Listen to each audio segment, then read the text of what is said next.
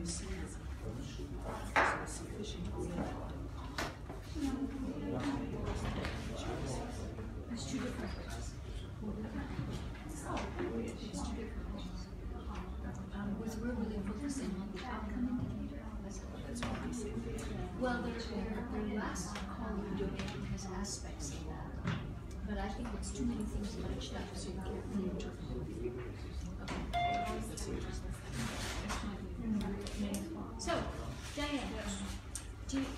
All right, so welcome, and I'm Ritu Sadana in the Aging and Life Course Department, and I'm going to hand it over just for a moment to Diane Wu, Dr. Diane Wu, who's organized the logistics as well as the communications for this meeting, so she can inform us how we're proceeding. Hi everyone, thank you so much for coming. So thank you very much for coming to this lunchtime seminar today. We are today celebrating the International Day of Older Persons, which happens every year on October 1st. And this year, the Department of Aging and Life Course, specifically Dr. Ritu Sadana, has organized a seminar today on healthy aging and health equity. And so I'd like to so today we're going to be hearing from 3 staff in HQ. So Boureima Hama Sambo, the former WR in Gabon, Ornella Lincetto, the former WR from Bhutan, and Anshu Banerjee, the former WR in Sudan and also in Albania, I believe, who will reflect on what they could and could not do with regards to aging within their country context. We know that by 2023, the GPW Impact Framework commits to reducing care dependence among older adults by 15 million. So in order to do this very ambitious goal, we need to focus on healthy aging. And that means developing and maintaining functional ability to allow people to do the things that they value.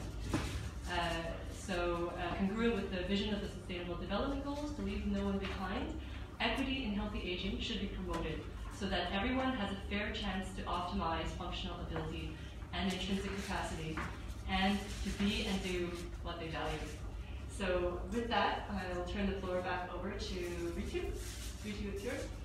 Okay, thanks. Can you tell us about how it's being recorded and what that would mean?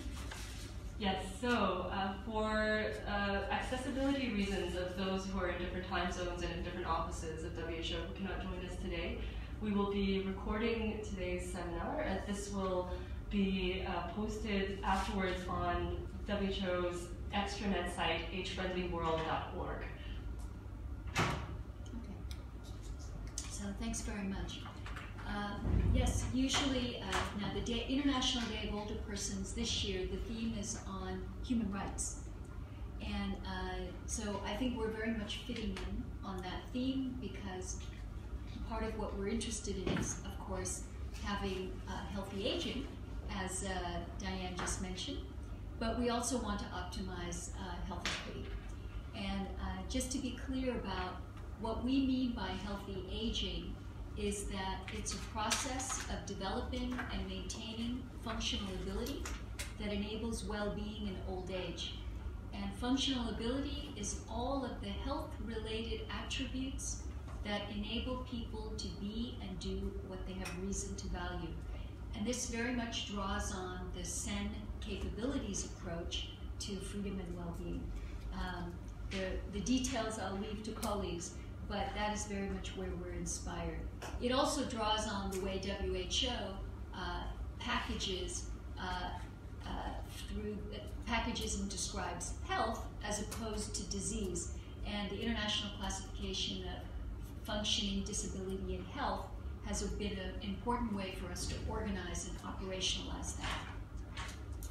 And what do we use the standard definition of health equity that's used by WHO and was promoted by the Commission on Social Determinants of Health, where it implies that ideally everyone should have a fair opportunity to attain their full health potential and that no one should be disadvantaged from achieving this health potential. Certainly, that's importance has been highlighted in many global strategies and commitments. Back in 2002, the UN Madrid International Plan, which had 150-some countries sign on to it, Goal 2 promoted participation and non-discrimination and social exclusion of older adults.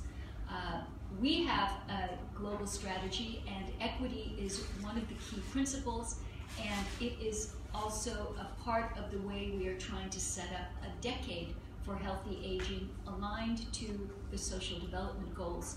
And certainly we're all aware that SDG 3 aims to ensure healthy lives and promotes well-being for all at all ages. But ensuring that older adults actually show up and are not masked is a challenge that we have in many fronts. One is we're not taking a disease-specific approach. Diseases are there, morbidities are there, but we're trying to understand what are the needs and rights of individuals and how we can support individuals, not only through the health sector, but through multiple sectors. And this is really a key aspect of supporting older adults. We've been doing that to some degree with children, and we're trying to have a same approach to understand the integrated needs of older adults. The big difference with children is that older adults have lived a complex life. Everyone is unique, and their experiences are unique, and their needs are unique. So lumping together people after a certain age actually isn't very helpful in coming up with the right services and health promotion, and also the range of other social services and participation opportunities. So we're very pleased that in the global strategy, which was adopted in 2016, Dr. Tedros, in the foreword to the strategy, and we have examples here, but it's available on the net, of course, said clearly the commitments that have been outlined can improve health equity across the life course. And the specific areas in the strategy, there are 5 key action areas, include that all countries should have national commitment to supporting older adults and ensuring their rights to health, that there should be a process to develop and support age-friendly communities and environments, that health systems should be aligned to the needs of older adults, that every country should have a system for long-term care. This is not institutionalized care, but also so that people can live at home and be in their communities. And then also all of this should be continuously monitored. There should be new research, knowledge translation, and evidence that both countries can draw on and contribute to. So I want to just point out a few things, because our discussion today is really about connecting and optimizing aging and equity. And there's a couple of points, I think, which are really important that we've learned thanks to our colleagues in social determinants and the Commission on Social Determinants of Health, is that there is a distinction when we think about kind of the average health and the determinants versus when we want to understand, do people have fair opportunities? And there's 2 aspects in looking at those pathways from determinants to the outcomes that we see in terms of the levels and distribution. And that's the importance of social stratification. It's really how different social groups, whether they're socioeconomic or demographically defined, how they're exposed to different strengths or vulnerabilities within their daily life. And this is really key in how we think about understanding why inequalities exist and why inequities persist. But we're also interested in total inequality because we see where there's increasingly unequal distribution of opportunities and resources in countries, that this overall reduces social capital, reduces trust, reduces cooperation, it tends to increase polarization of the political discourse. And so, on one hand, we're concerned about the gradient, but on the other hand, we are also concerned about total inequality and what that means for a society. Part of the discussion today, and why I'm really excited that we have our three distinguished colleagues here, is that although we see in some reviews that there is an increase in public policy research where governments seem to be more interested in promoting equity in health policies, some very nice reviews, and I've just pointed out one of them, show that maybe there was close to 3,000 studies looked at recently, there seems to be a much bigger push on advocacy and problem description. But there's still much less on how do we actually do something different so that we can improve the distribution of not only the outcome, but also the distribution of the opportunities. And even in WHO's own policy recommendations, whether it's normative guidance that's provided through our guidelines review committee or other sorts of recommendations that are in our publications, they tend to focus on the what to do, but not on the how did we actually get it done? How can we do it in a particular context? And this approach to thinking through on how we can really make relevant the evidence and guidance in a particular country setting, I think very much aligns to Dr. Tetros and the new GPW 13's push for impact in countries. This is a circle of different items to consider that Peter Tugwell and colleagues published back in 2006 in WHO's bulletin. I encourage you to read it. It's to say that good ideas are around, and it's how do we actually put these things into practice. I know that Nicole and her team have been looking at these things for quite some time in terms of social determinants. And I'll just give you one example for older adults. Because we have to consider when we're designing interventions, how do we actually understand what is something that's unfair, and then what can we do about it? So in a study in the Netherlands, they were concerned that older adults who are in institutions, something like 70% in a particular place, did not have, they had an unmet need. They had untreated tooth decay, okay? And they tried to understand, well, that seems high. What should we do? And what would be fair? So they looked at what is the prevalence of untreated tooth decay in the non-institutionalized population of older adults in Western Europe. Well, that was 1/3. That's still quite high, but they figured that's a big gap. We should do something about it. So they put in a program, and they were able to reduce it by that much. Now, you and I may say that still needs to be reduced, but it's an example of a group saying, okay, what can we do that would at least be more fair? And it's not to say that we have to do everything, but I think part of the problem that inequalities and inequities exist, inequities are those differences that we think are unfair, is that people don't know where to start, or they feel the problem is so big that there's not something they can do about it. So this is a very specific example where they did something about it. And so we can also do such things and promote such activities. We also can take a much bigger picture, and I think that's what I hope our discussion today will be about, in terms of understanding that there are many components of trying to improve inequalities and really address those that are unfair. Building on the work that academics and other people have put together, we have tried to see, well, what have countries been doing, like Canada, Chile, Sweden, Thailand, and many others. And they have also said you need to have a commitment that all people have equal opportunities. You need to assess the health policies and programs, not only in terms of their average impact, but also the distribution. You need to identify starting points for improvements and align that with evidence on what works with stakeholders. you can also translate that knowledge into actionable agenda, but that has to be resourced. And I think you're going to hear very soon on a national policy that didn't just stop at identifying what the strategies should be, but also what are the costs, what are the milestones, and what do we expect.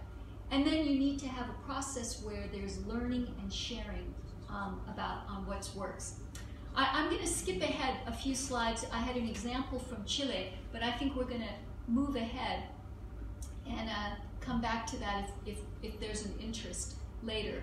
And just say that one of the big challenges we have as a global public good is that very few countries, only 54 out of our 194 member states, have a cross-sectional survey that includes representative samples of older adults, that we can actually look at the information from ages 60 and onwards in a disaggregated way to analyze their context. That's only 54, and most of them are in the European region.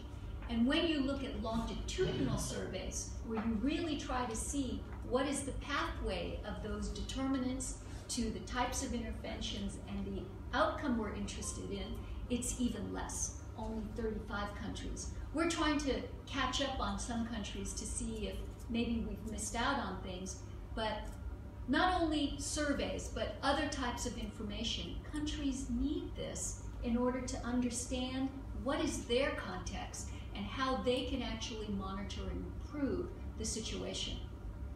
So with that, I will just say that we hope in this discussion we can think about areas of action, not at the global level per se, but really what is happening at the country level, the national level, and the subnational level. And there are different entry points, and we're going to hear from our panelists what types of things that they have done as when they were our WRs in 3 different countries and possibly others as well. So just to say that I know that Boureima, Ornella, and Anshu have a lot of experience at WHO as former WRs, but also in their current positions and the positions that they've had in other countries besides being WRs in the countries that Diane mentioned. And we hope that the rest of this a little more than an hour, that we can really have a discussion, in a sense, the backstory. You know, what were they able to do? How can we help from Geneva, but really also from our regional offices and the stakeholders that we work with to support what is happening at the country level? And I've asked them to provide some insights on what they were most proud of and how did they get it done and what have been the challenges. So with that, I will turn it over to Boureima, and we'll come and we'll have a discussion. And if you really have a burning question, just raise your hand, please. Thank you, Ritu. It's very difficult to say anything after you have said what you have said. And good morning to all. I just want to share the little experience we had in Gabon. Just to say, Gabon is in Central Africa. It's an equatorial type of climate. Can you go next? Gabon has actually 9 provinces. I think this is important to know because the way the strategy was developed and we follow it is important to know. So the country is actually has to the north Cameroon and to the west Equatorial Guinea, to the east Congo Brazzaville, and to the south is actually the Atlantic Ocean. It's about 850 kilometers of ocean. I said it's an equatorial country. It has actually about 267 square kilometers, less than 2 million population, about less than. Very rich country compared to all other African countries. The GDP is about 12,000. It's ranked third in Africa. So the country is classed as actually as a middle income country, what you call, the high part of middle income countries. Next. As we said, actually, we said it, the country has ratified many international treaties. What has been done in the country is first to assess what is there in terms of, I said it's about less than 2 million people. The average increase of population is about 2.4% per year, going from 2002 to 2013, when we started the work. We started really to assess what we have actually in Gabon in terms of age strats. We found that the survey done in 2013 that we started, about 6.5% of the Gabonese are 60 years and older. It's about a little bit more than 100,000 people. But what was the survey or the study has shown us is not only the numbers, but Gabonese who mainly live in cities. Is to say that Gabon is unique in that sense.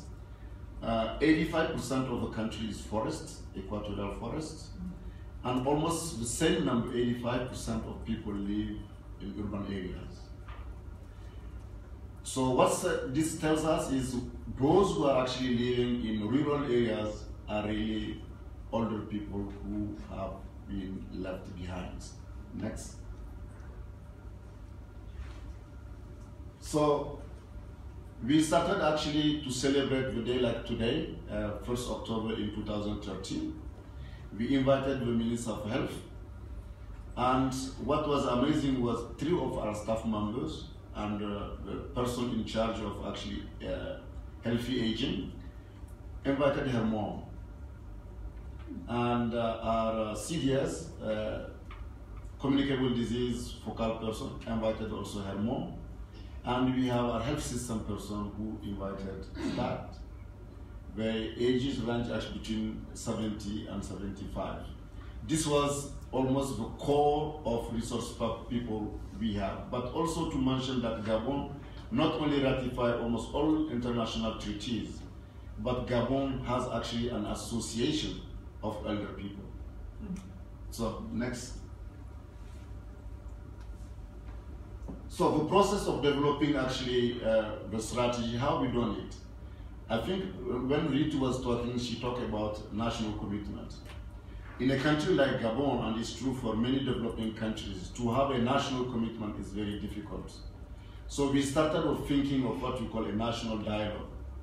National dialogue, first to identify all stakeholders who are interested in the issue or the problem of aging.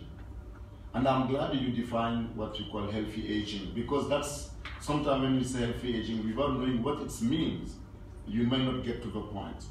So when actually organizing the national dialogue has actually 2 aims. 1, to have a national commitment. 2, to define together how to develop the strategy.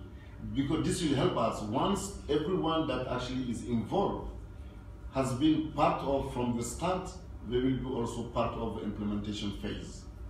So besides all ministries involved, like family, Ministry of Family, Ministry of Population, Health, all actually UN agencies, WHO of course leading, UNICEF, UNFPA, UNDP, FAO, UNESCO. We have also youth associations. It's very important for youth to be involved. We have elder people or elder persons association. We have lawyers. So we have actually a national movement that come together during 3 days for what we call the national dialogue.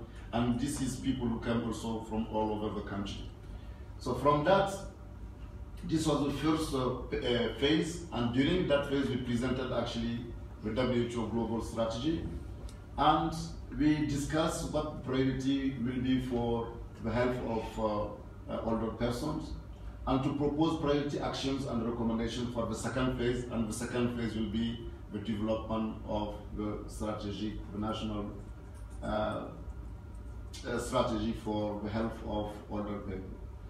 When now developing the strategy, what we did is all actually entities were put together in terms of committee.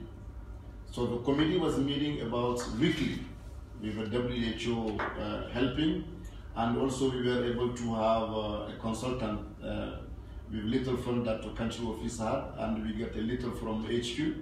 And I think this will come to that, how we can really support each other. So we had a series of 10 meetings, about one meeting a week. And the 11th meeting was really the meeting to finalize what has been done during all these meetings that have been going on. Next. So the strategy, and I said, was actually developed after we got to know what is the burden, what are actually the inequities in the country, what are the difficulties actually people of the older person are facing. When the strategy has this vision, is for Gabon, Gabonese life, live longer, healthier life in a favorable environment where solidarity is strengthened among generations and human development reinforced. The aim was really functional capacities of older people optimized and their contribution to sustainable development with the implication of the entire population. The general objective of the strategy is well-being of older persons in Gabon improved by 2021. Next. The key intervention of the strategy, we call it actually program, in terms of how to, sometimes in countries when you say just intervention, it's not that it's misleading, but you need to put it in the way that you can track it. It's only a program at a country level you can track it. What that means, because you have who is responsible for what, at one moment, at what time, and how to assess it continuously. The first thing is really promoting aging in good health and favorable environment for older persons. The second program is adapting health system to the needs of older persons. This may be simple, but the reality in developing countries is that the problem lies there. The health system is really absolutely not designed for older persons. The third program is the development of long-term care system at all levels of health system. I'm sitting next to Anshu. I'm sure he will be talking about health in life course, but we know that the system has too much been tailored towards the younger or the more active of the population. The fourth program is strengthening monitoring and evaluation and research and intervention in favor of older persons. In the strategy that I have here, you will see that we have a tracking system. Everything is monitored at the end of each year. And a midterm evaluation actually is scheduled and funded for the strategy at the mid-year 2000, end of 2018, end of 2019, mid-2019. And the fourth program is mobilizing resources. We will come to this key issue because mobilizing resources in countries like Gabon is a challenge. But what we've done in, to overcome that is have actually a resource mobilization and budget very well structured, and we will know where it's coming from. One is actually the development of innovative financing. Second is actually mobilizing resources from local entities. And I just said that 85% of the country is forest. There are those who are exporting the wood. So the wood industry is very powerful in Gabon. So we were able to put them on board. The country is oil producing country. So all companies working in the oil also have been put on board. We have actually also what we call the developer partners. What is actually their part in financing this strategy? And what we call national and international donors have also been all impacted. So the global estimation is not too much. It's in a local currency about 10 billion. That's make it a bit more than 15 million euros. It's in little, but sometimes very challenging in mobilizing in countries where sometimes we don't know how to tackle our priorities. It's not that the country is poor, that's what I said. It's the third-ranked country, but when it comes to invest in this particular sector of health, sometimes people are very reluctant. So when it comes to how we know that this strategy has actually started showing results, it was at the end of the first year of implementation that we evaluated, has there been any impact? So we were able to compare the results at the end of 2017 with what we found in 2013. I won't say that it has been, since it has not been published, but we are waiting at the end of 2018 to assess again. But right from the end of 2017, yes, equity has been there because the disparities have been reduced. It has been seen for the first time in countryside, where you can see there was no approach in the health system to deal with older people. Now there is. So we have seen, and in big cities, now you can see even the built environment has changed. You can see, since I say all the segment of the population have been there, you can see when you go out to justice or the police, there is a line for older people. So really the health of older people have been addressed. Of course, we would have liked to be much faster than it has been, but it has got a very good start. I will stop here for now. Thank you. Thank you very much. I think that we really have to recognize that there have been very few countries in the African region and in many regions who have really gone ahead on developing a new strategy that's been informed by the global, and there's also a regional framework. There are now something like, there are more and more countries with a strategy, but I think the process that you've outlined with the series of meetings and the stakeholder meetings made it much more participatory than many other ones that we have been, that we now are aware of. I'm going to open it up for a few questions before we move on to the next presentation, and we'll have time to have a discussion all together as well. But please, this is your opportunity to ask questions about the backstory on how this actually was put into place.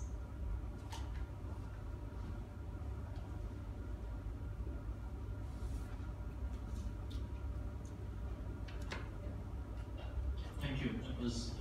That was wonderful to learn what happens in our countryside, especially dealing with a topic like older people. My question is, when you negotiate with policymakers, one of the questions that often comes is, what proportion of population need this kind of services on national plan?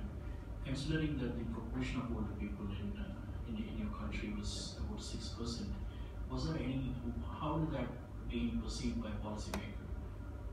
How do you buy in their interest to do something for a small proportion of the population when you have other needs that needs to be addressed? Thank you. This is an excellent question. It has not been very difficult to show that a country that is not highly populated, like Gabon, I said actually the older person are about 6.2%, a bit more than 100,000. But 100,000 out of 1,822,000 is too high. So what we did was we celebrated actually 1st October in 2013. The minister was 61. So I just asked him as an honorable minister in the cabinet, I know the president is not 60 yet, but please, when you go to the cabinet meeting, tell them, according to WHO definition, you have a high proportion of older person in the cabinet, and we need to support this. But also tell them that those who are not 60 today, they will be 60 by the time they know it. And this strategy will help them, because the time of the strategy will end in 2021. By 2021, maybe all those who are sitting around the table will be 61 and 60 at that time. So this is just a way to start, and also just to show people that if we do care. I said when we had the first celebration, our colleagues came with their parents. This is very powerful. And by the way, that's why I said I hope Ritu didn't give a definition, what we call soins à domicile. When we talk about dignity in health, we want people who are aging healthy to get really what dignified health care or health system. That means that especially in the African region and conservative actually societies, people tend to stay in families. So your mom, your dad will stay with you until you don't take them to nursing home and so on. So people really found that something that must be done in the country to support those who are actually aging. And when we gave a definition of healthy aging, I think it was powerful and it was convincing. And also we had actually the opportunity in many occasions when it has nothing to do with older person, but something related, like when we talk about NCDs, when we talk about TB was re-emerging in Gabon, when we talk about all diseases, because we have actually ranked in the survey we found from what older people suffer the most in Gabon. So when we found those, whenever we have an opportunity to talk about these conditions, we talk about older persons. And the message went very well. So this was when actually we had the we call it national dialogue. So everyone relates. Either you are an older person or your loved one or your dear ones or those who are caring about are in that category. So it was not very difficult really to have everybody on board. Thank you.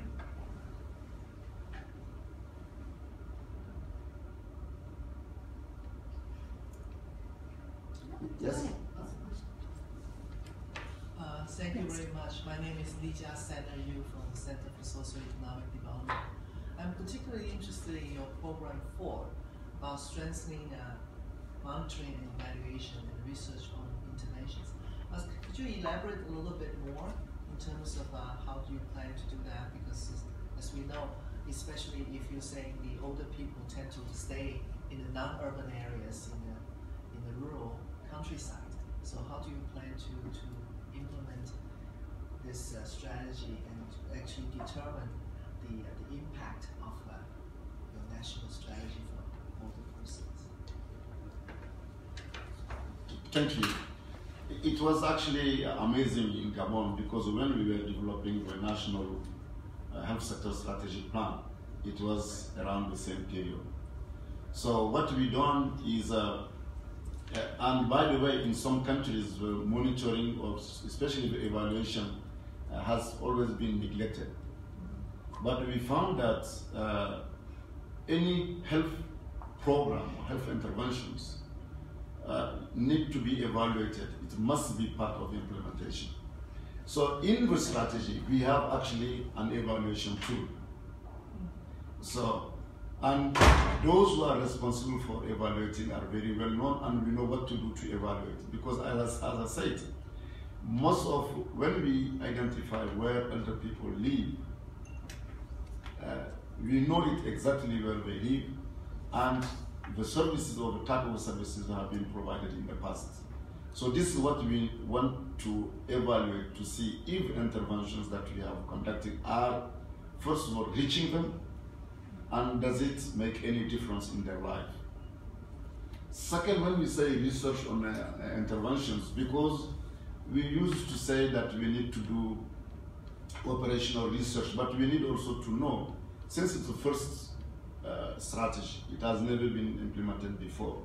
We need also to do research to see if what we are proposing is feasible, or what are the difficulties we are actually facing in order not to change, but actually to see if we can retarget and discuss with the stakeholders. It's happened like when we call it a cours de justice de Libreville. There was no actually, stairs when they get to the judge, and as people age, there are many legal issues. This has been addressed, and we saw how it works. And also legislation, how all the legislation actually were tackled to not to be changed dramatically, but at least to be in favor of aging persons. So it was ongoing when I left Gabon, so I hope it's still being evaluated. And I will tell my colleagues if they can actually give you the results or what they found after a year or two of implementation, which is 2018. We'll take one more question, please, before we move. But just to say that I think it's great to have a model in a middle-income African country that others can emulate. That's a great place to start. And I had two questions. One was, who was the initiator of this in the WHO country office? What was, because I think often some of the really creative initiatives that come out of WHO are things that people take on as personal initiatives, and I think we need to encourage that. And I'm just wondering whether it was you or how this came about, because that I think is an interesting story to tell. And secondly, in terms of the participation and the advocacy work, to what extent did you consider the issue of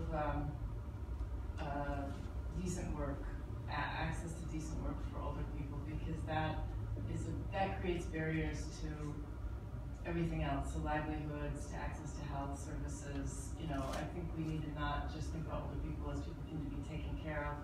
Older people have always played a lot of active roles in all economies of all cultures, and just wondering if that part, as part of prevention, needs more emphasis.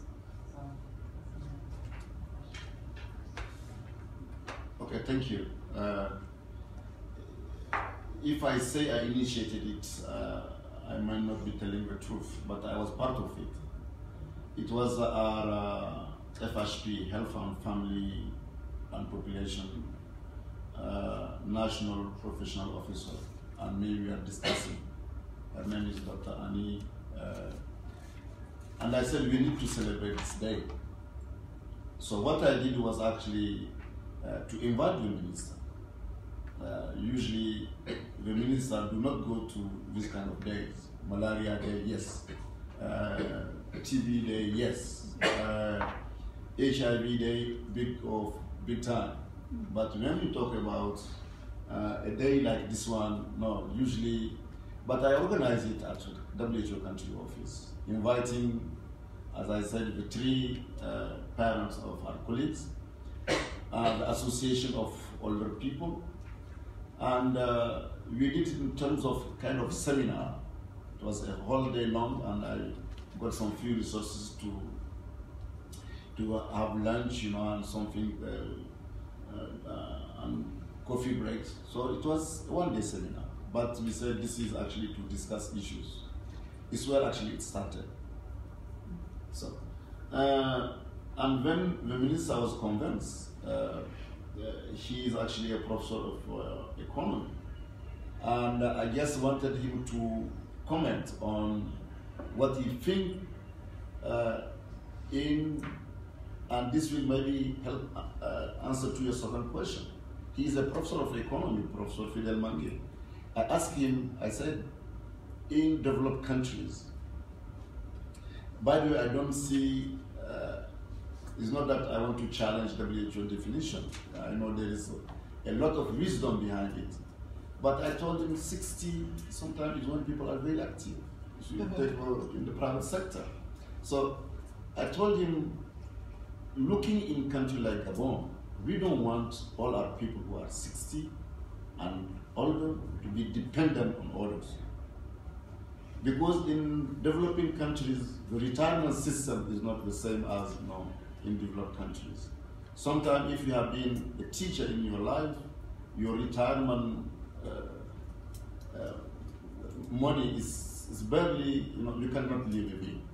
So I told him, what is the economic impact, as he's an economist, an economic impact of a country like Gabon having a huge part of the population depending on others. So he reflected, and it's not that the strategy is actually looking how to give jobs to those who are actually 60 and older. But if you read it, I can have a copy, you will see that it's encouraging older people to stay active. To stay active, but to stay active also, the system must provide them with the opportunity to stay active. So, when we talk about decent work, I completely agree, and it's very true in countries, developing countries. I don't know if you all know countries who have the same context as Gabon. Once you retire, when you retire, they'll ask you, okay, give your place to younger generations. It's not competition, but yes, I think there are many things that older person can do, things that are not heavy lifting, but I think life must continue in a dignified way after what your current definition of WHO older person, because we all know that even WHO now, we are moving from 60 to 62, from 62 to 65 to retire. It means that something is evolution going there. So maybe I'm sure the generation coming now, maybe they will retire at age 70.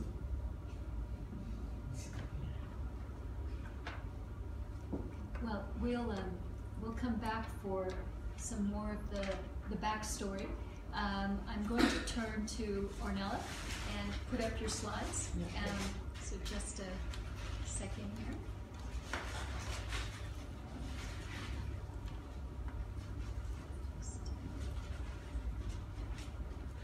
Sorry.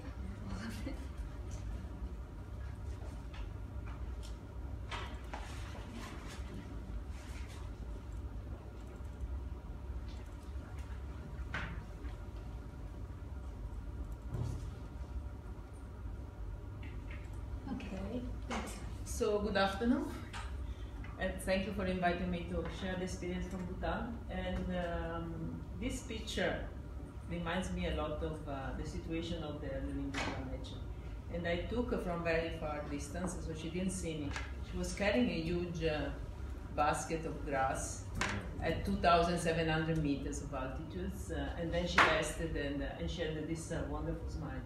So, but actually the life in Bhutan for them is quite harsh, and I think with the presentation I would like to show you a bit what are the challenges and how the government of Bhutan is taking care of all the people. Next. So Bhutan is also a small country. I mean, it's bigger like Switzerland, but it has 1/10 of the population of Switzerland, so it is now with the new census, I think, 780,000. Inhabitants, so not too many, and very much dispersed. It's about 70% of people live in rural areas, which are actually mountainous areas, so difficult to reach. And what is very typical, so if it is difficult in general for people, you can imagine for elderly people, it's more complicated to move. So they don't travel a lot in general.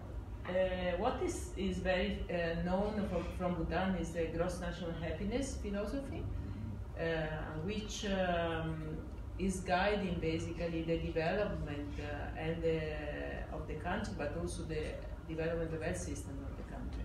In fact, health is very important for an important domain within the concept of happiness in Bhutan. It's important for the population in the sense that anytime they conduct, the government conducts a survey every 2 years, as always is rated very high in the, as something that the population value very much. but also for the government, which has invested very much in the development of the health sector over the past 50 years, I would say. So the health system, the modern system became to be developed by the government in the 60s. Before it was not there actually. And so the first doctors were trained, they started to be trained in the 60s. Still, Bhutan doesn't have a medical university preparing doctors. They only introduced the post-graduation courses in 2014, but not doctors are trained outside the country because of the small number of population. And but the health system is based on primary care. It's very equitable, and especially is free. So you don't pay anything, even if you are a foreigner and you get sick, you don't pay for care in Bhutan. So that helps also for the access to care for all the people, of course. And the population health, of course, has improved over the years because of these policies that are more based on public health, because of this network of primary care services that have been developed. And so the communicable diseases are quite well controlled, I would say, and some have also been eliminated, like measles, malaria are almost eliminated. But non-communicable diseases are becoming more and more important, and this is due to changes in the style of life. Some people tend to move from rural areas to the capital. They change they become more sedentarian. The urbanization also brings different type of different way of eating, for example, and also aging is improving. So NCD is really the main health issues in Bhutan, and this is why it became important also in the discussion for better health for the older people. Next. So what is the situation of the older persons in Bhutan? They are, like in Gabon, about 6% of the overall population, so estimated 35,000. And life expectancy now, I read yesterday, is 70 years for a man and 71 for a woman, so it's high. But I was reading in the book of history of medicine of Bhutan, that the first people who visited Bhutan in the 16th century already noticed that there were a lot of older people in Bhutan, and they looked much healthier than in the neighboring Sikkim or India. So, and this was attributed to the good air and good nutrition that was in the 16th century. Anyhow, so we can.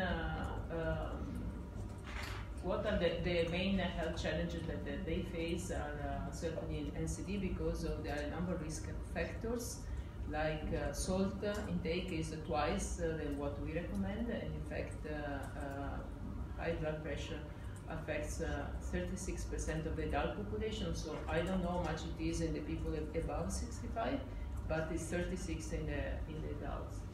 And then alcohol use is very widespread, and also heavy alcohol use, especially in the eastern part of the country, is part of tradition, as well as the use of betel nut. So this also creates some raising risk of cancer and other problems. And then there are social changes that are pretty the concern of the government, because similarly to what is happening in Gabon, I think, the elderly are left alone in the rural areas, which in this case are mountainous areas, in a difficult condition. They are, and because the traditional system of living gets a bit broken, they found themselves very vulnerable in reality. So that is, some of them try to go to the urban, to the towns. By the way, there are very few towns in Bhutan, but they are not able to sustain themselves, and they end up either begging or are helped by the monastery system. Some are some like this man on the left, are actually guardians of, of religious monasteries. You find many times they are introducing, opening the doors. So next.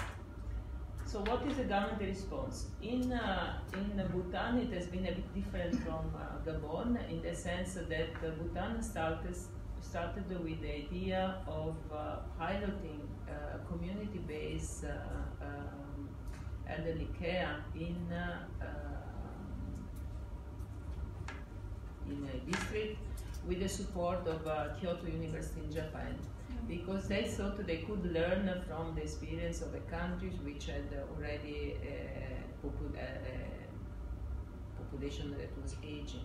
So they asked the support from them to develop a program that could be feasible in their context and also acceptable, feasible in the sense of sustainable, but also acceptable by the population and also equitable.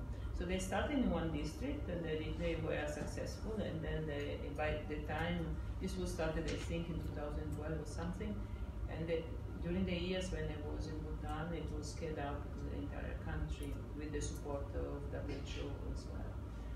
And how this is working? It's working with the community, with village health workers, and with the basic link who are providing services at the home, or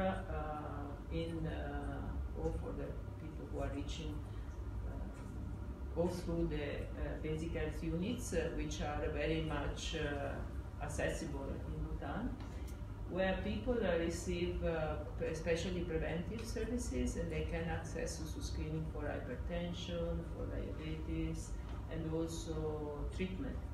Now, for more complicated cases, the community care work or the health work in the health and the basic unit can refer the person to the hospital.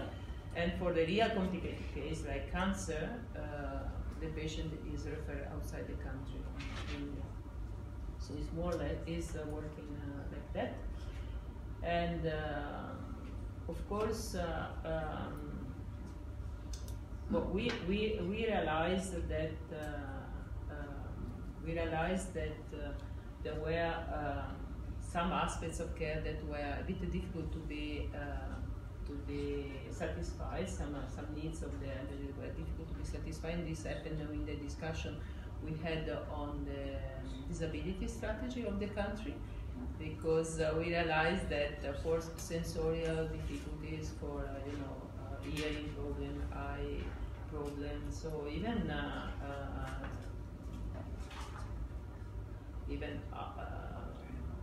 for moving in that kind of environment, there was not access to devices. And this is, in fact, when we were discussing under the disability strategy, we discussed a lot those what can be done for elderly people, not just for children who are not able to go to school. So that was an interesting part of the discussion. Now, the second thing the government did, and the last I wanted to, in terms of the health sector, of course, other strategy were complementing the activity, the community-based elderly care program, and were strategy like the full ban on tobacco that Bhutan passed, the strategy on alcohol prevention, the mental health strategy, and the non-communicable disease national action plan for the next 5 years, as well as the mental health strategy. All of these strategy and action plans, of course, can benefit also all the people, and especially considering that care is free of charge. But they are not specifically designed for older persons. Then the government also established the Royal Society of Senior Citizens. This is an association of senior government officials who retired and were given the responsibility of identifying strategies and policies for all the people based on their own needs and their knowledge of the country. So that was an interesting aspect.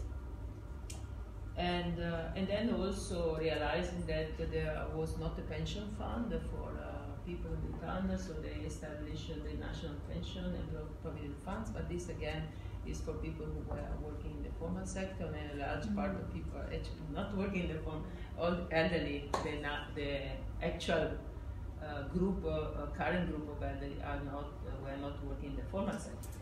In fact, the current group of elderly was even not literate, because before the 60s there were very few schools in Bhutan. So they are not able to read. So even the health promotion needs to be done in a kind of way that is appropriate to their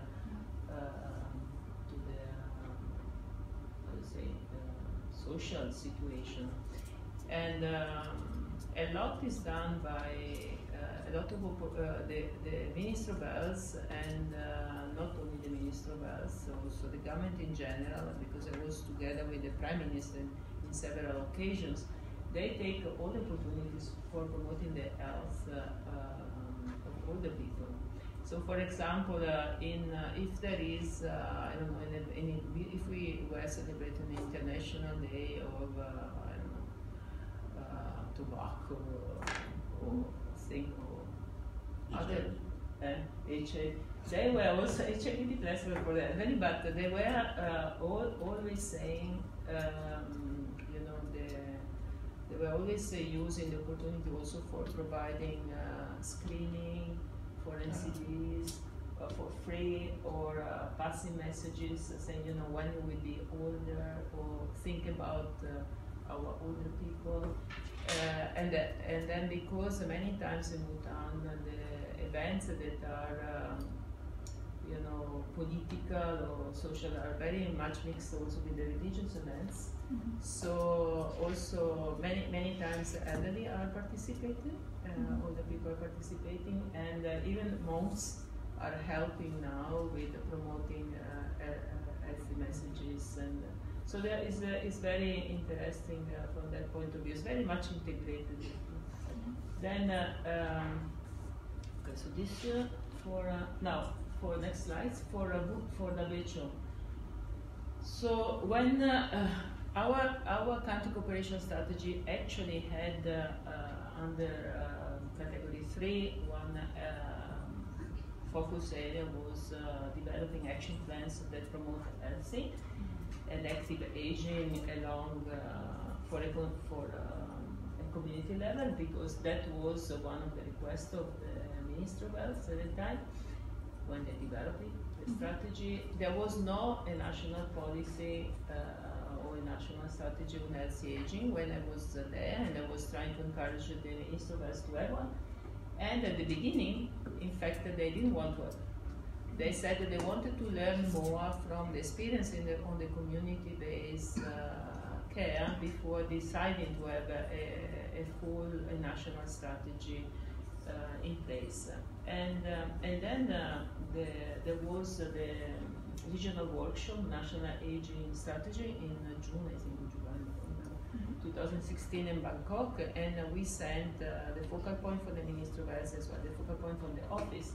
And when they came back, they were already starting to think, yes, we need something that is more specific. And then we also Bhutan was invited to participate, to present, the community care, elderly care here in Geneva for in the course of the discussion of the global strategy. So I came, and also the focal person from the Minister of Health came, and again they were attracted by this idea of the functionality and having specific activities for older people. So it was decided that for the current biennium, they wanted to do a study on what are the barriers to care for the elderly, first of all, and second, to develop the national strategy for healthy aging. So I think they are in the process. Then you see the picture of this old woman on the open air gym. This open air gym were an idea of the Minister of Health, who wanted to encourage people to be more physical active. Mhm. Of course, the open and so this was a day when we inaugurated the first open air gym. We have established WHO has helped the Minister of Health to establish open air gym in all the districts. But of course, these are not things that are appropriate for older people. I mean, there were many old people who came for at the inauguration because normally they participate in everything that is happening in the community. So they were there, they wanted to try the devices. But in the speech, and the Minister of Health, in that speech and many other speeches, when they were talking about physical activity for older people, they were encouraging, for example, that they need to go to the temple, because you know they have to walk, I think, 999 times, you know. And so just respecting the, you know, their duty as Buddhists also helps, you know, it takes more than 1 hour for sure.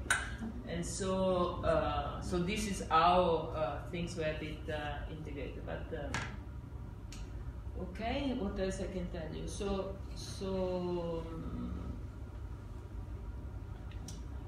We were, this I already said. So next slide. We're going to have to move along Fine. because I want to have This some is the time. last, yeah. Oh, yeah. And so guided by the, so I think that in Bhutan, because of the gross national happiness philosophy, the government is actually addressing or trying to address the needs of older people in a way that is very much integrated in their view, in their view of life, and but also trying to respect the dignity of an older person. Community-based care is an approach that I think for that context is equitable enough, let's say, because there is still a big difference between urban areas and rural areas, but still acceptable and also. But it's possible because there was a solid public primary care system. WHO assisted to the expansion of the services and now to the development strategy, but I think can play a better role or should play a bigger role in promoting the quality of care for the future, in measuring the outcomes and measuring, you know, monitoring, evaluating the results of these approaches, because this is the only way to, as was said also by my colleague, to learn, you know, from the experience. And also, I think WHO can play an important role in encouraging the development of multi-sectoral policies, because some of the responses to reduce vulnerability, the improve functional capacity, are not cannot found only in the health sector, are also responsibility of other sectors. Yeah. Thank you. You can put the last one because I think it's so beautiful picture. I mean, this couple was fantastic. Again, 2,700 meters. They were living near the temple. They were having their small garden where they were.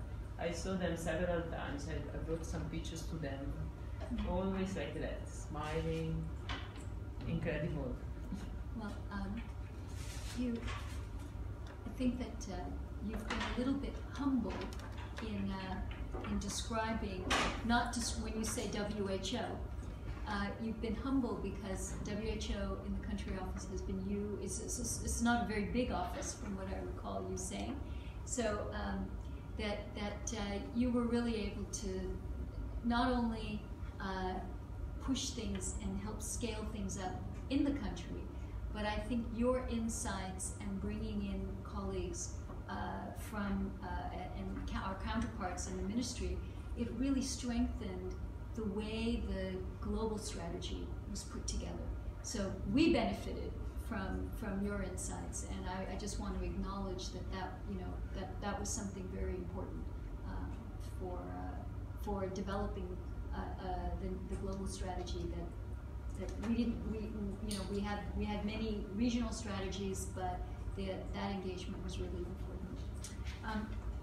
I'm going to ask if anyone has a question. Otherwise, I want to just ask Anshu to be able to make his reflections, and then we can have a few more minutes for an open discussion. Okay.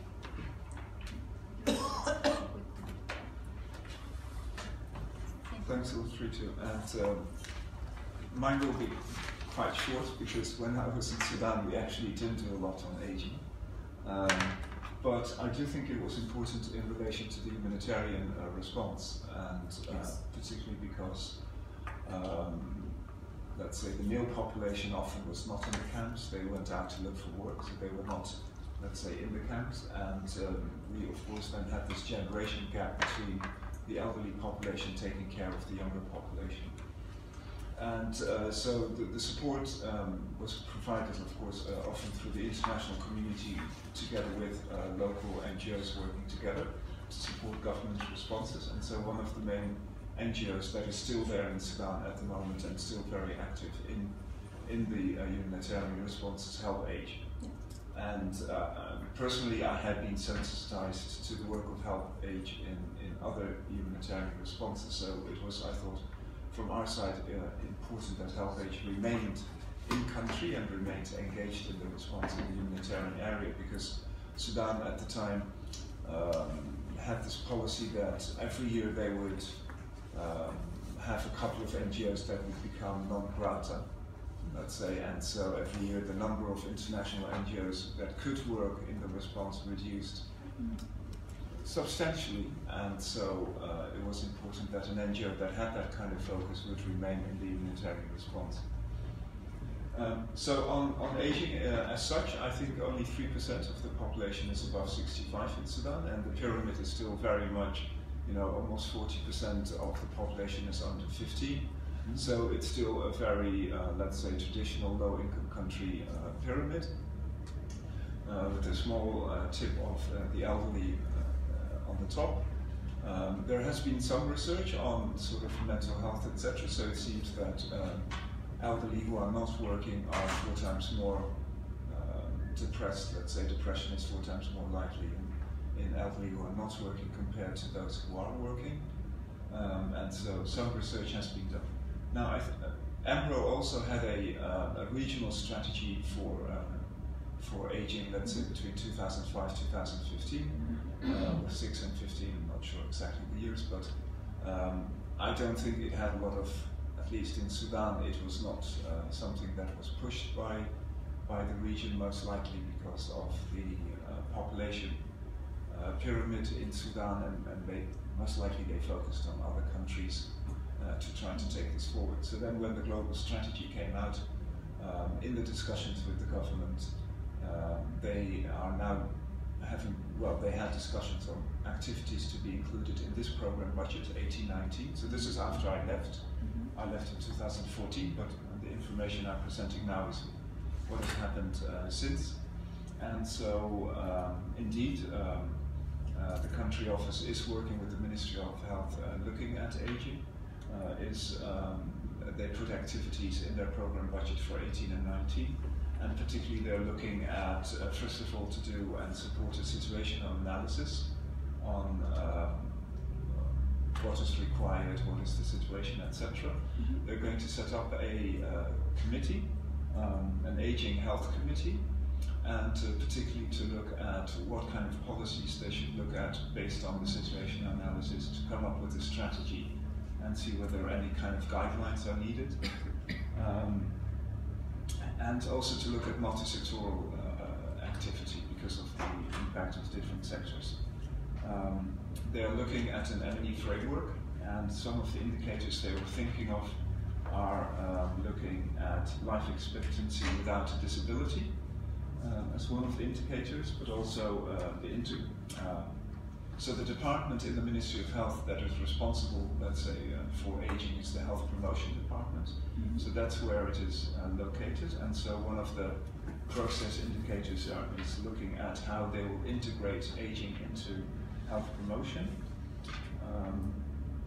Also looking at integration in pre- and in-service curricula for doctors, nurses, different cadres, as well as looking at development of services within which services they should include within the minimum basic package or within, let's say, the universal health coverage services. Sudan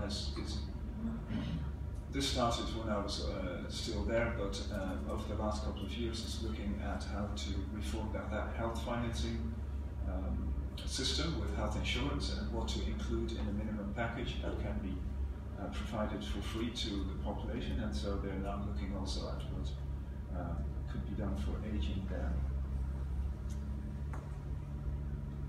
And yeah, I think that's basically it. And so disaggregation of data, I think, is going to be very important through the DHIS2, because that will also help really identify what the needs are and what the outreach or the access is to services. And so Sudan has had a lot of inputs into improving the DHIS2 health information system. So I hope that that will provide data to work with around aging. Well, thank you for that reflection. And I think what is interesting for us, and for us to have a kind of a self-critical role, is to think about how can we better support from Geneva through the regional offices and also in our direct relations. As now we talk by email, you know, everyone. We're not prevented from communicating and supporting, even if there are channels for specific pieces of work. I would like to really have your reflections as WRs and now also being here in leadership positions. What could we do in the aging group?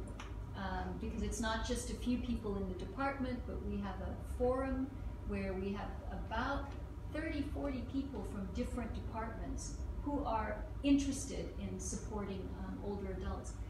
How could we support? I mean, you had different contexts, different issues. Maybe I'll start with Anshu, because you didn't have any questions. So and then Ornella. So I think one is to set up maybe a regional kind of network of consultants or experts that can help other countries. And I suppose that this is one of the things that AMRO might have been looking at. If they had a previous strategy, they might have identified a couple of experts who can help out. Of course, the income groups are slightly different. I mean, there's quite some variation within AMRO.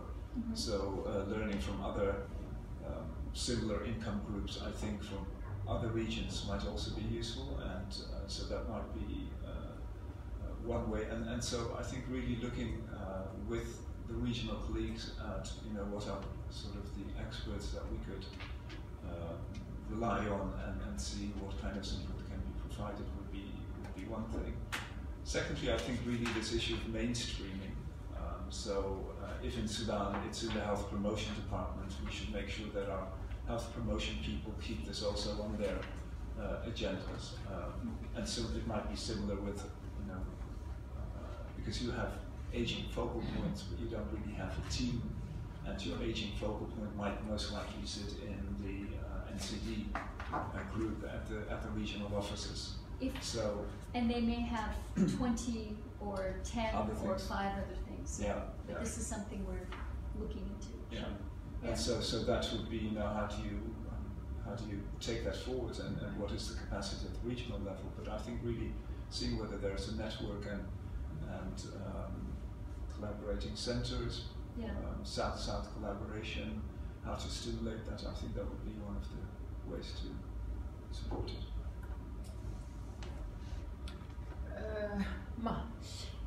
You know, I think also sharing lessons learned from really experience of what countries, successful experience of countries, because sometimes you know, countries might think it is too complicated or it's not a priority, but instead you have a middle income or low income countries that are starting to work in this area. Mm-hmm. So the importance of documenting this, sharing this experience, I think is there, and then help them to prioritize, helping countries to prioritize. Now for because Bhutan for and building the human resources, Bhutan I think is the main challenge at the moment now is the human resources. So they have built something based on what is available there, but there is nobody in the country with you know a training on geriatric care, for example. So so also helping the country to incorporate some capacity building more specific for this group that this population group is also important.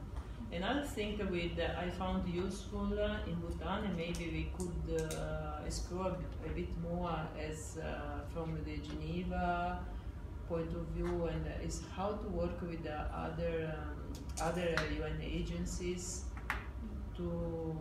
because actually it's not all health sector responsibility. Right. So how we can have also others to assist us to promote health and well-being and policy that are really reducing vulnerabilities and improving the health. And this can be done globally, and can be then reflected on the priorities that are designed by the country teams when we are talking about development, not only health. I think that could be looked at. One of the things you mentioned before turning to Boureima is that the lessons should be shared. And I think one of the challenges we have is how can we get those lessons documented?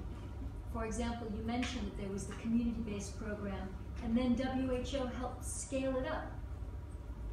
We would love to understand, what was that process? Was it evaluated? What were the key ingredients from WHO's side that enabled that to happen? And then it could be a lesson that we could share. You see what I'm saying? And that would be, I think, very nice for us to have a process where we can document those things to enable that sharing. Yeah, maybe as part of the conversation you can see, I mean, if it becomes a priority to share lessons, then you can also explore with the regional offices if they are interested in being part of collecting lessons. So they might, because regional offices normally know which countries are more advanced in one of the other program. And so to indicate maybe countries that can start to work with those countries in developing such lessons. And yeah, I think it would be beneficial. Boureima, what can we do to help the WR and country offices in this area? Support. Okay, I would say, maybe I rephrase it, what we can do to support each other. Just reflecting on lesson from Gabon, and I'm going through my notes to recount to your question of monitoring and evaluation. You know, it's very sad here in Gabon we had actually a multi-sectoral, just like she said, a multi-sectoral platform for coordination and implementation of the strategy.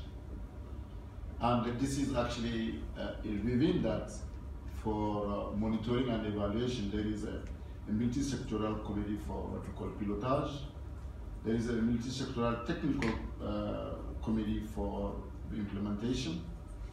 And the Ministry of Health and all other sectors involved, plus 2 focal points per sectors involved to monitor and evaluate.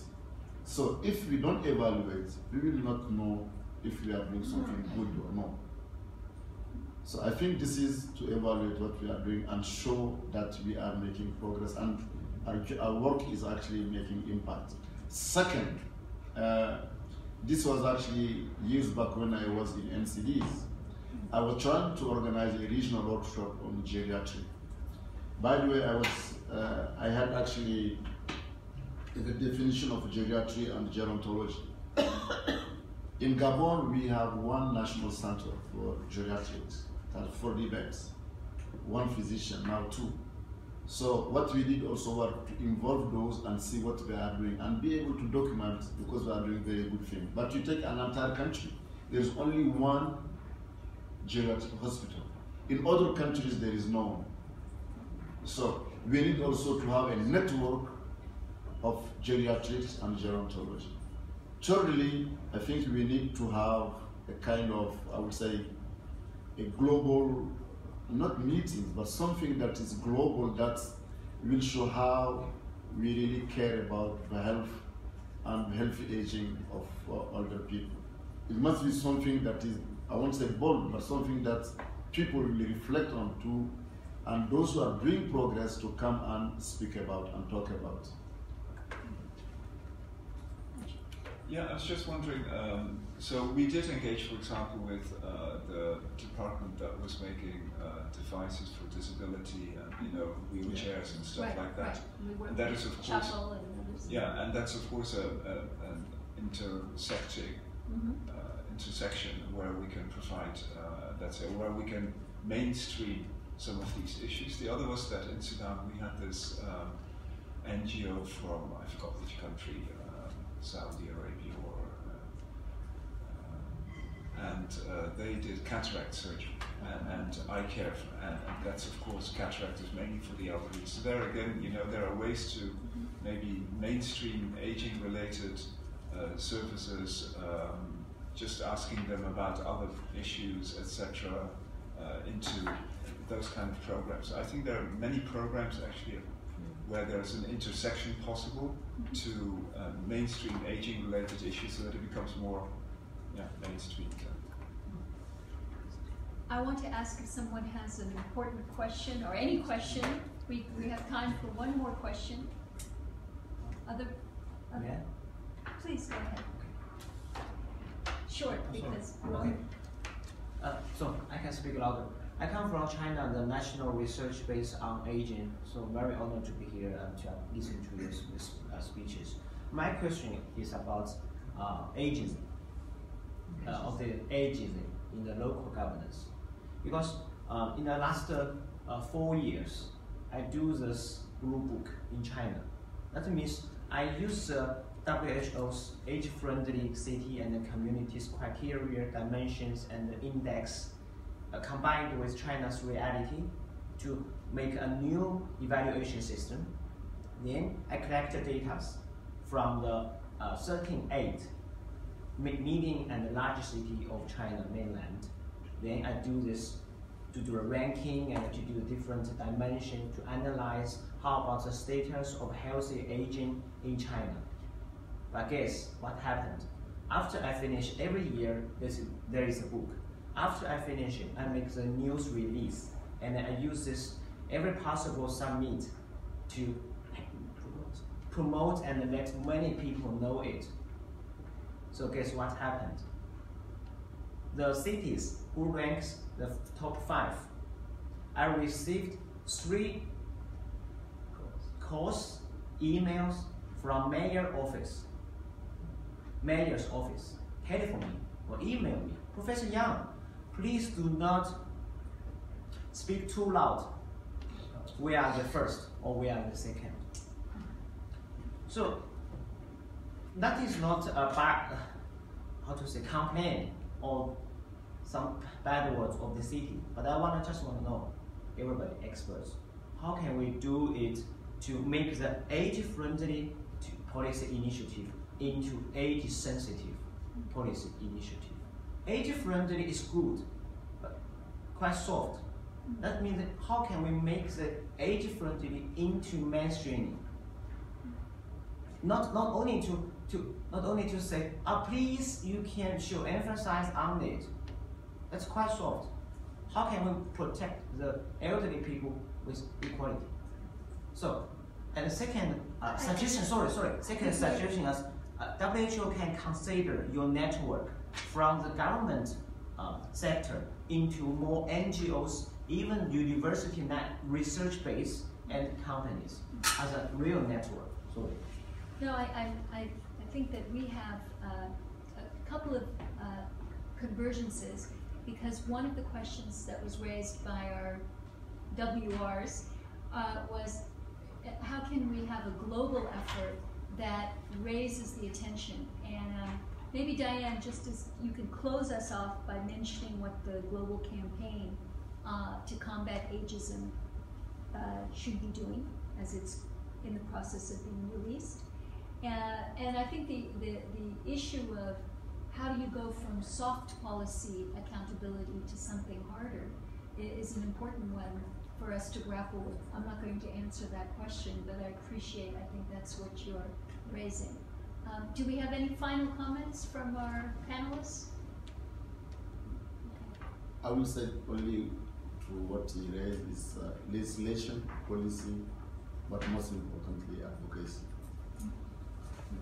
We can't go from soft to hard because in terms of health approach, you better be convincing than anything else. So advocacy must be key. Legislation and policy. But maybe my experience just from the big country that China is too huge, the central government should emphasize on healthy aging, that's with no doubt. But how about the local government's attitudes? They do not have real motivation to do the healthy aging. The mayor and the secretary of the mayor said to me, Professor, if we know the Beijing ranks first, so more and more elderly people will try their best to surge into the city. So they are totally uninterested. Yeah, I think it would be interesting for us to have a follow-up discussion because we're running out of time, and I want to give Diane just a moment to close us off. Sure. So thank you very much to everybody for coming and sharing your very honest insights. And thank you very much to the audience for coming and listening with rapt attention for your questions. I guess just to touch on this point, the global campaign to combat ageism was identified as one of the top action items by the Global Strategy and Action Plan on Aging and Health, with the recognition that countries are not going to commit to action if attitudes towards older people continue to be negative or attitudes towards aging continue to be the way that they are. And so right now, WHO and some of our colleagues are forming a global coalition that will organize this campaign. The idea is that this campaign will run the entire duration of the decade of healthy aging in line with the Sustainable Development Goals. And we will be hopefully coming back with more news about that, so stay tuned. Thank you very much, Diane, Ornella, Anshu, Boureima, and for everyone. Thank you.